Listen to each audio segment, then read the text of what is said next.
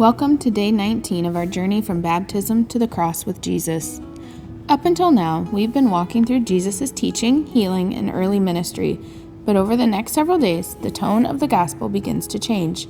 This is the turning point. From here on, Jesus is no longer just moving through towns and crowds.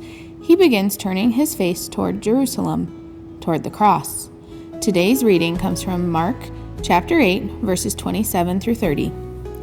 Jesus and his disciples went on to the villages around Caesarea Philippi. On the way, he asked them, "Who do people say I am?"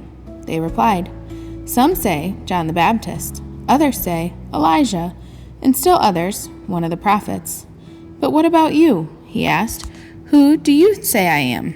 Peter answered, "You are the Messiah." Jesus warned them not to tell anyone about him. Jesus asks his disciples a simple but very personal question. Who do you say that I am? Not what the crowd thinks, not what others think, not what people have heard. He asked them. Peter answers, "You are the Messiah." This is a big moment. The disciples are starting to understand that Jesus is more than a teacher, more than a miracle worker.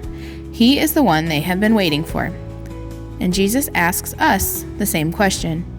Not what your pastor says, not what your church says, not what your family says, but you. Who do you say Jesus is? Because how we answer that question shapes how we follow him. So today, sit with that question. Who do you say Jesus is in your life?